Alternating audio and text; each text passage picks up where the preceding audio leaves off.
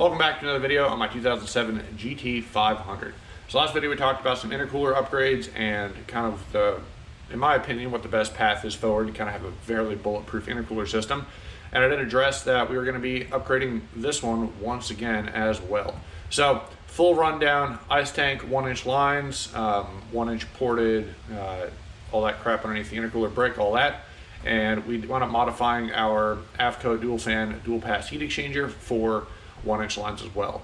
After testing over the summer and running the car for a bit, the car kind of settles down around like 120s cruising IAT2, and if you're sitting there, fans really don't, in my opinion, do that much. You pretty much kind of get up to like 140s IAT2, which is a little bit warm in my opinion. I don't really like that. So we're at the track, we'll run ice, and it seems to be pretty solid. Or on the street, if it's a cool day out and everything, it's not crazy like, you know, like 80s, 70s degrees, pretty solid. But there's definitely room for improvement, and the main one is the heat exchanger itself. So after reaching out to a couple people and kind of figuring out what I wanted to go that route, I decided on the Department of Boost Super Single heat exchanger. So I actually have that in a box right here. We're gonna go ahead and pull this bad boy out and kind of take a look at it and see what it looks like. So this is it, check it out. So what we got here, couple of parts. So these are all your clamps that they shipped out, mounting hardware, and turn down pipes. So kind of interesting. Pull these out, and I imagine these are your spacer pipes. So essentially it has 1-inch lines already put in. These kind of plug in to neck it down essentially. So you'd put your 1-inch hose over the 1-inch line, and then you can either leave it this length or cut it down and then basically clamp it on both sides and you'd be good to go. So pretty cool. These are the difference if you're looking at size differences between the 1-inch and 0.75. So yeah, has 2 brackets that come with it right here. It's pretty sweet. They're gonna mount up on here. Somehow we'll figure out eventually. And the big thing, notice it is a single pass heat exchanger. So I'm not entirely sure the exact orientation of this. It honestly might not matter, as long as these are going to be up. That's really all that matters. So they're centered, so you can kind of figure out what side you want your piping on. But when it comes to installing heat exchangers, the big thing you want is make sure your inlet is always in the bottom, so that when it's pushing water in, it can fill up the whole thing, push out the top. If you push it in here, what will usually happen is air will get trapped basically above this line, so you're barely using any heat exchanger because water will come. As soon as it fills up, there's no really good way to get air out of here. So I want this thing to be installed in the correct orientation, and there we have it. I will say this thing is significantly thicker than my AFCO unit.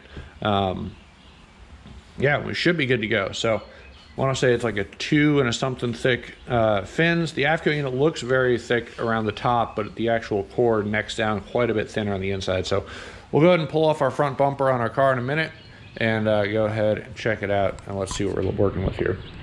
So the goal is to kind of do a comparison. I won't really be able to get any good IAT comparisons, unfortunately, just because the way this is set up, it's already cool out. It'll have to be next summer before we can get some good data there to see the real comparisons. But for now, we'll go ahead and kind of show the install. All right, so bumper's off, sitting over there, and you kind of get a good idea of what I'm talking about with this thing. So even then you can see how much of a lip there is in here. So core volume wise, see what he's talking about. But yeah, so let me go ahead and grab all our stuff, and we'll go ahead and pull this out. So basically all we're gonna change the routing a little bit. So this is our return coming out the top. That's gonna return from the supercharger now. We're gonna change it to go to our tank. So we're gonna flip this hose and this one to full swap them. And the reason is, as we're driving around and everything, we want the tank water to be as cool as possible so that we have a larger volume of cooled, post-intercooler cooled water and go into the thing. So I routed it the other way just to kind of see. I've had it routed both ways in the past. Realistically, I didn't see much of a change. But for what we're doing with ice and the drag stuff in the future, it makes more sense to have it go into the supercharger first, get cool off after the fact, and go back to the tank cool and hang out back there. So that's what we're gonna go ahead and do. But mounting wise, you can see our other mounting point is right here. Is the AFCO mount point that's factory, and then the other one we've modified comes out up top here. So with that one, should be pretty straightforward. Coming in right here once again, coming out right there. Vice versa, we'll figure this out in a second, but yeah, we should be good to go. All right, so went ahead and pulled out the old harness. This will be going when I'm planning on installing the AFCO because I just don't need a reason to have two. So we're gonna go ahead and basically, this is the old harness. Pretty straightforward in all honesty, nothing crazy. 2 fan plugs, trigger wire for your intercooler, and all that stuff. So basically, this is your factory intercooler location, factory harness. The orange wire comes off of this guy, red and white, and that's your trigger wire. Easy day. So this side is what I made, and this goes to my factory or aftermarket pump in the rear, so that it's triggered by factory ECU. You don't have to worry about anything crazy happening.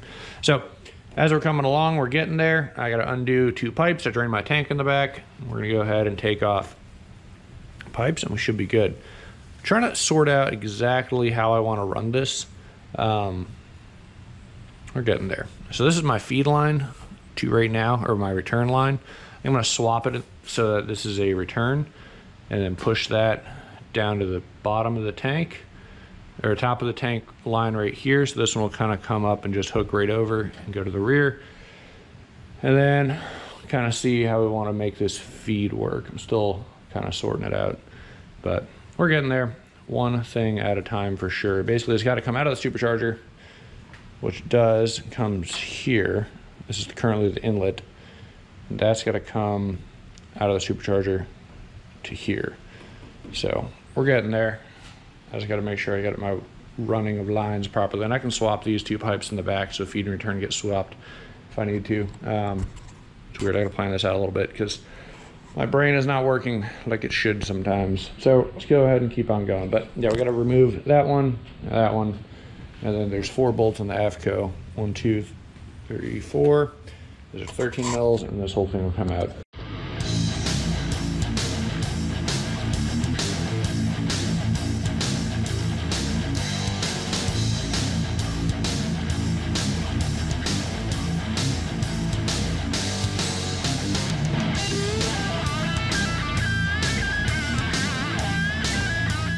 All right, so got both units now on the workbench. We're gonna do some comparisons, so check it out.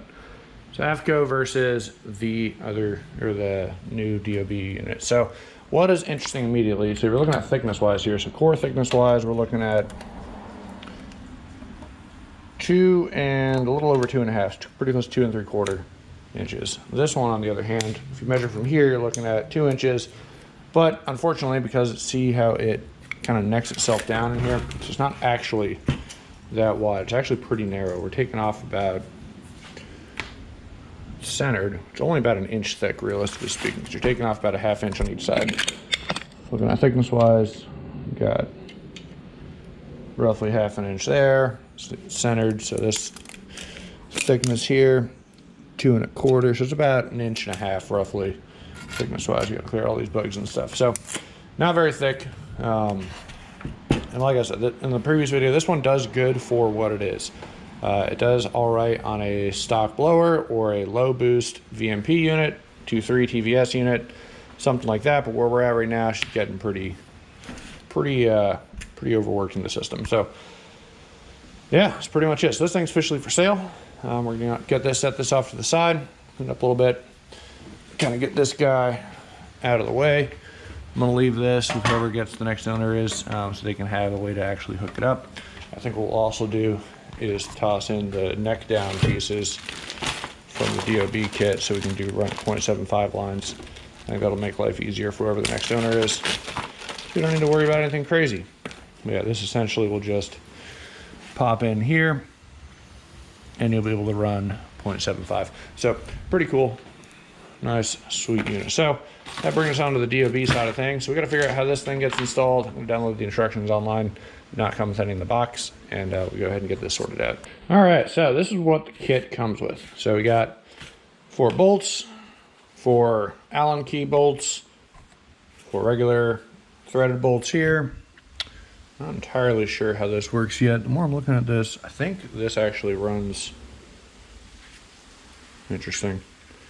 Imagine they're the right thread pattern, but I don't think that's what that's for.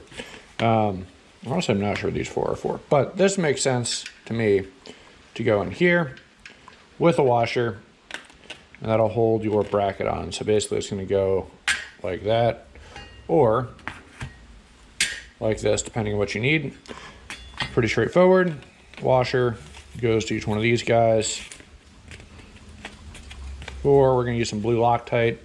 And then I guess if you need them, you can use these for, not entirely sure there. And then these bolts thread onto here. And they're the same thread pitch. Actually, I'll bet you money that those bolts go right there. So that makes more sense.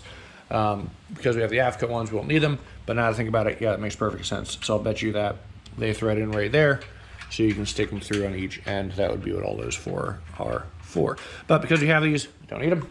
We're gonna use the AFCO bolts. Easy day. So these have a nice little thread backings. Like I said, we're gonna use some thread Loctite. So first thing I'm gonna do, I think the best way to install this, looking at it, I'm gonna put these brackets on first, on here. Kind of install them loosely. And then we got clearance, plenty of room to get a wrench up top, plenty of room to get a wrench on bottom. So it should be good. I'll put this kind of on the opposite side here on the outside. Kind of have it something, I don't know, I gotta figure it out. I'm not entirely sure I'm gonna run this just yet, but we should be good and get it figured out. So, yep, let's go ahead and do that. I'm gonna go ahead and doink around with this, and then we'll get it on.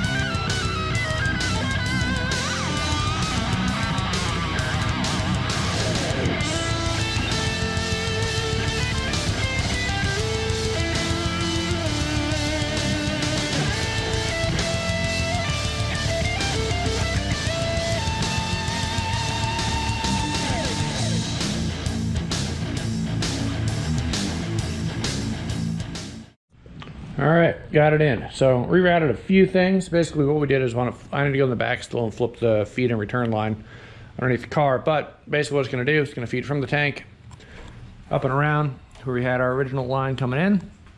It's gonna shoot up into the, shoot down and around to the bottom of the heat exchanger. That is, or to the intercooler rather. This way it should push out any air toward the top. Exit out this pipe. I don't care if there's really air in the pipes. You want to make sure it's not in the bricks. So coming in, should be able to push everything out with plenty of flow. Out this way, water comes out down the line, right through here, straight down to this 90 into the bottom of our new heat exchanger. Fill up this whole thing nice and easy. Exit is right here, and then as soon as it's full, we'll dump it down and around and straight back to the rear of the car. So should be pretty straightforward. This is actually from, not me, this is from the old horns that were there. I relocated them out into the fender well because I didn't like them in the front of the grill. So other than that, we should be good. I had to do a little trimming on this thing to get it to fit, and it still doesn't fit perfectly, but it should be fine. I'm just, it is what it is. It's kind of annoying. That one fits a little bit better, so trimmed up some of the bracketry a little bit to get this kind of in here, and then just dropped my cable back in here. Run that, let it sit between those back there, should be fine. Yeah, so we're gonna go ahead and probably go ahead and swap those lines in the rear, check for leaks, and then put the bumper back on and all that stuff, and we should be good. Got ahead and got everything buttoned up. Got our tank refilled with coolant because we're winterizing stuff anyway. And we should be good. So a little bit of foam from fill the last up with some water to top it off.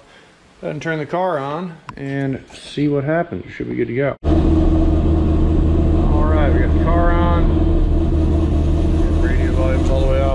flips on, click our tank on.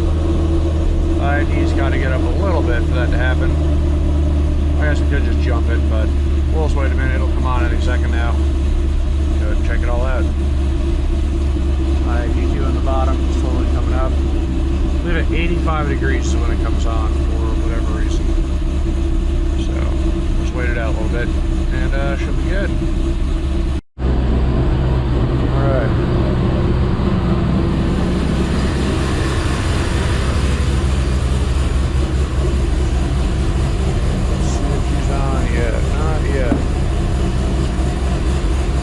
At 80, so I'll probably keep going. She'll warm up in a minute.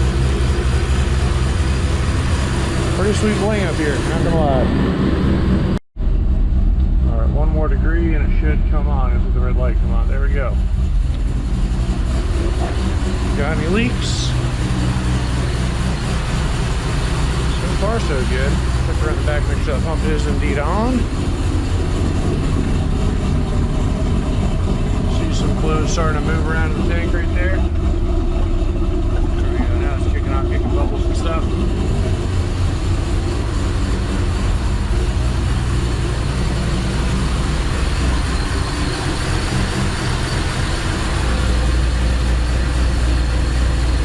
Should be forced to some fluid through it now.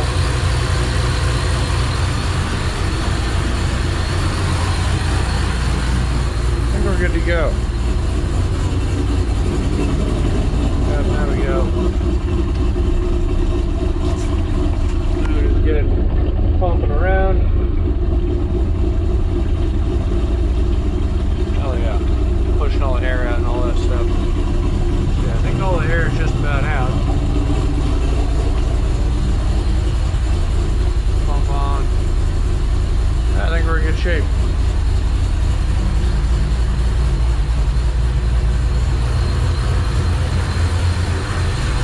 Dribbles or drips.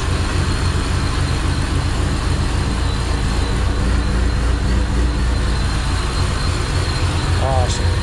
Good stuff. Oh, there we have it. It's installed. All we gotta do is put the stuff back on. She'll be in good shape. Radiator fan told me, oh, it is on. Dang. No, radiator fan hasn't even kicked on yet, so yeah, we're good, guys. All right, let's go ahead and put this thing back together.